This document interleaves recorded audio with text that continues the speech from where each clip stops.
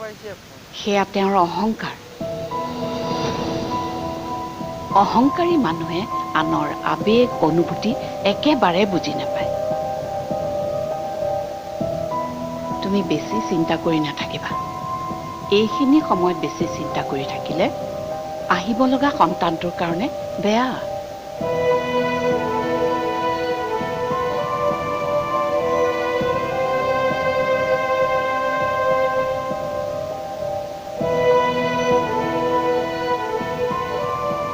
কিবা এটা ৰাস্তা মই নিশ্চয় উলিয়াম।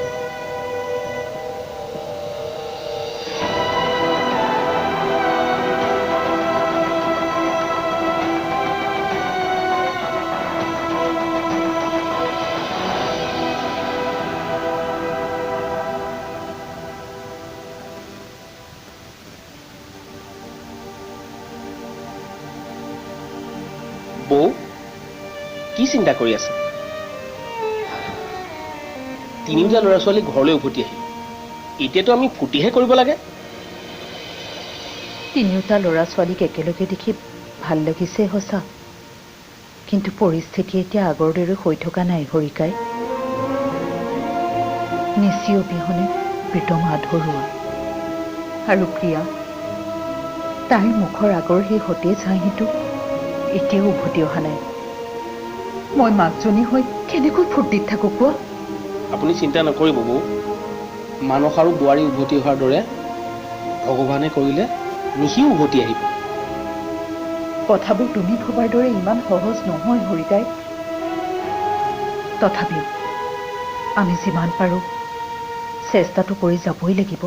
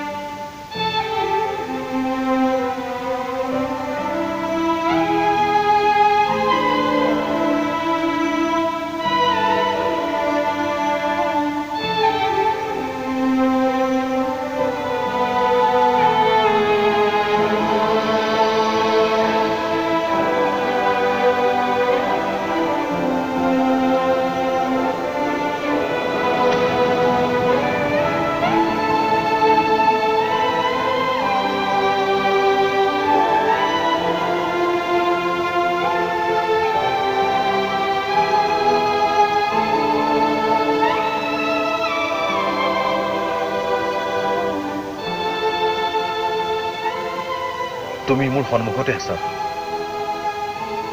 হঠাৎ তোমাক এবাৰ মাতিবলৈ মোৰ সাহসে হোৱা নাই। মই কৰা ভুলবোৰৰ বাবে তোমাক ক্ষমা খুজিবলৈ বৰ মন গৈছিল, কিন্তু কি কৰিম? সেইখিনি যোগ্যতাও যে মই হেৰুৱাই পেলাইছো।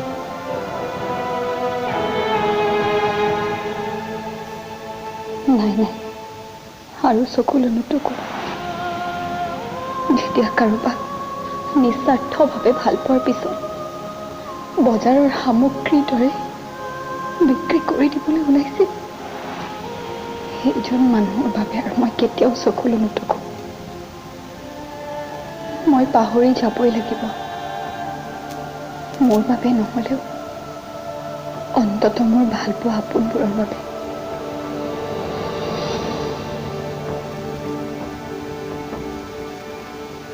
ভণ্টি, ইয়াত এনেকৈ অকলে অকলে কি কৰি আছো কচোন? ৰুমত বহি বহি আমনি লাগিছে, সেইকাৰণে অলপ ওলাই আহিলোঁ।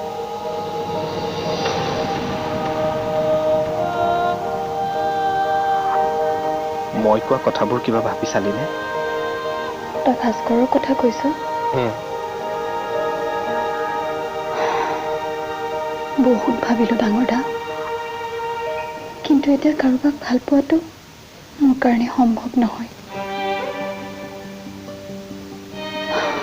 সমীৰে মোৰ মৰম ভাল পোৱাৰ লগত ইমানেই বেয়াকৈ খেলিলে যে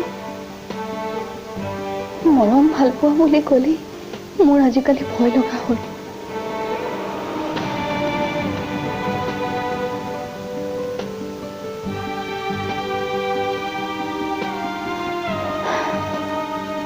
মই চাগে কেতিয়াও কাকো ভাল পাব নোৱাৰিম ডাঙৰ দা। কিয় নোৱাৰিবি? সমীৰে কৰা ভুলটোৰ কাৰণে তই নিজকে কিয় শাস্তি দিবি? তইতো একো ভুল কৰা নাই।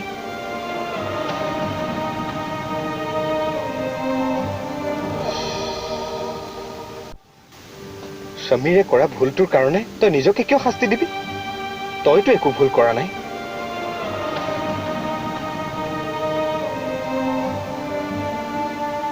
চা ভণ্টি, সকলো নিৰ্ভৰ কৰে আমাৰ নিজৰ ওপৰত। আমি যেনেকৈ বিচাৰো আমি আমাৰ নিজৰ জীৱনটো তেনেকৈ গঢ় দিব পাৰোঁ।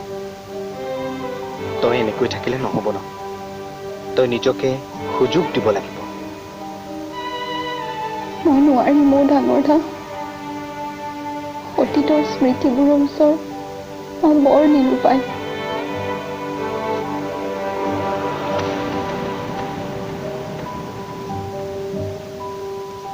এনেকে একেবোৰ কথাকে ভাবি থাকিলে স্মৃতিবোৰ পাহৰিবি কেনেকৈ? পুৰণি কথাবোৰ পাহৰিবৰ কাৰণে তোক এটা নতুনত্বৰ প্ৰয়োজন। আৰু তোৰ জীৱনলৈ সেই নতুনত্ব ভাস্কৰেহে আনিব পাৰিব।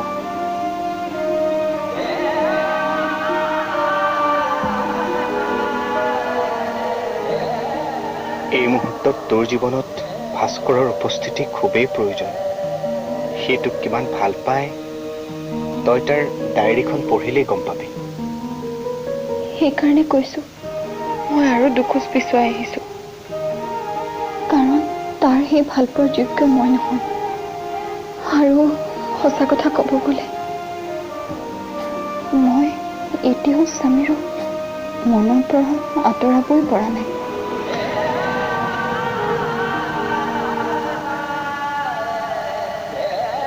আৰু মনৰ মাজত সমীৰক ৰাখি ভাস্কৰৰ জীৱনলৈ মই কেনেকৈ যাওঁ কচোন?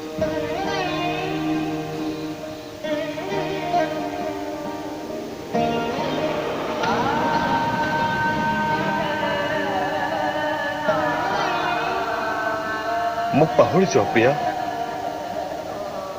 তোমাৰ এই পবিত্ৰ ভাল পোৱাৰ যোগ্য মই কেতিয়াও নাছিলো আৰু কেতিয়াও নহওঁ।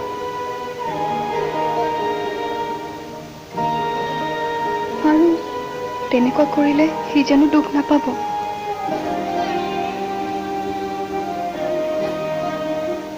ইতিমধ্যে মই তাক বহুত কষ্ট দিছোঁ, বহুত দুখ দিছোঁ, আৰু মই তাৰ লগত অন্যায় কৰিব নোৱাৰোঁ।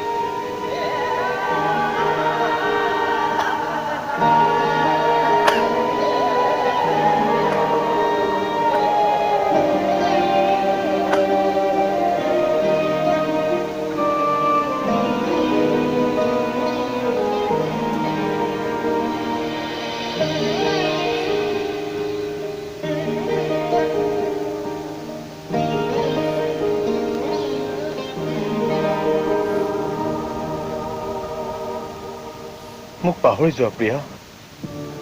তোমাৰ এই পবিত্ৰ ভাল পোৱাৰ যোগ্য মই কেতিয়াও নাছিলো আৰু কেতিয়াও নহওঁ। তোমাৰ এই সুন্দৰ জীৱনটো মই কি কৰি পেলালো প্ৰিয়া? তোমাৰ সকলো দুখ কষ্টৰ কাৰণ মই। ককাইৰে ঠিকেই কৈছে, ভাস্কৰেহে তোমাক সুখী কৰিব পাৰিব।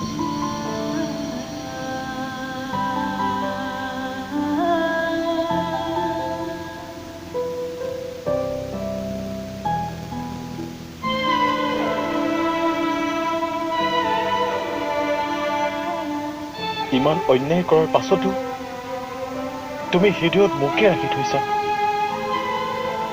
মোৰ কথা মনত পেলাই কান্দিছা। আৰু মই দূৰৰ পৰা হুমুনিয়া কৰাৰ বাহিৰে মই একো কৰিব পৰা নাই।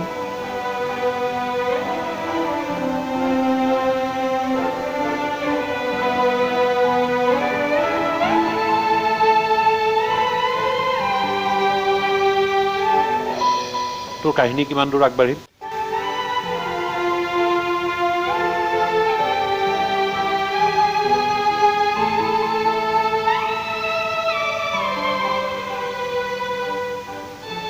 প্ৰিয়া, মোৰ বাবেই তুমি ভাস্কৰৰ পৰা দূৰ হৈছা। চেষ্টা কৰি মই তোমালোকক এক কৰিবলৈ। তুমি এনেকৈ কষ্ট থাকিলে মই শান্তিৰে মৰিব নোৱাৰিম। যিহেতু তোমাৰ এই অৱস্থাৰ বাবে ময়ে দায়ী। তুমি সুখী হ'ব নোৱাৰিলে মই নিজকে কেতিয়াও ক্ষমা কৰিব নোৱাৰিম প্ৰিয়া।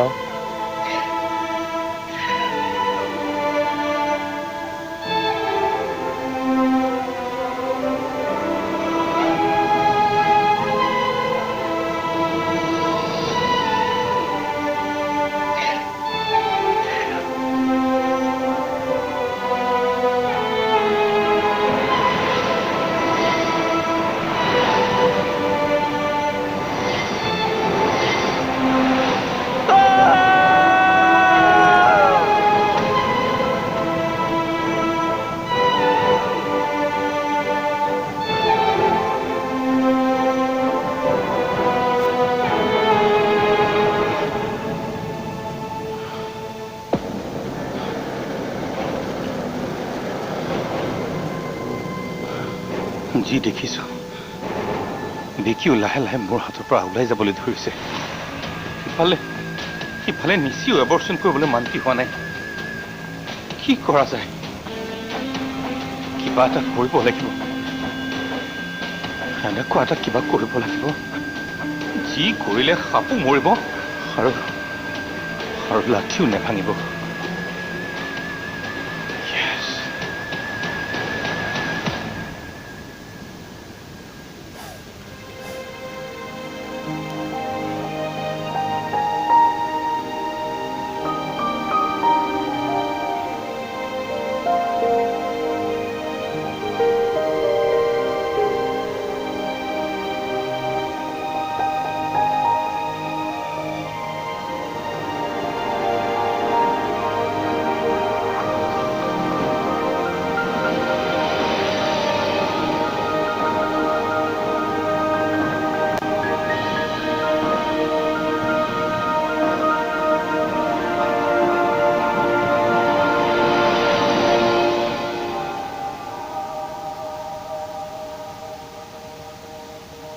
দাদাহঁতে কেনেবাকৈ মোৰ মনৰ কথাবোৰ গম পাইছে নেকি বাৰু?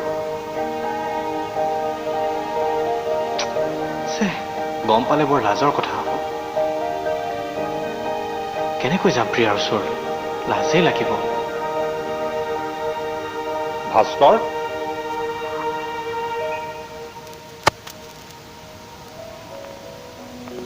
ভাস্কৰ, দেউতা তুমি? তোৰ কাহিনী কিমান দূৰ আগবাঢ়িল? নাই, তেনেকৈয়ে আছে আৰু। যি দেখিছো আৰু তোৰ ওপৰত ভৰসা কৰি লাভ নাই। নহলে তোৰ এই প্ৰেম কাহিনী আধাতে ওলমি থাকিব। এতিয়া ময়ে কিবা এটা কৰিব লাগিব। আচ্ছা কচোন বাৰু, মই কি কৰিব লাগিব? তই যদি বিচাৰ মই বিনয়ৰ লগত কথা পাতিব পাৰো। নাই দেউতা, এতিয়া নালাগে খুৰাক ক'ব। হ'ব দে, মই আছো দে তোক ছাপৰ্ট দিবলৈ। মোৰ কিন্তু কিবা এটা সন্দেহ হৈছে। কি সন্দেহ? নহয় মানে প্ৰীতম দা আৰু মানসে মোৰ কথাবোৰ কিবা গম পাইছে নেকি?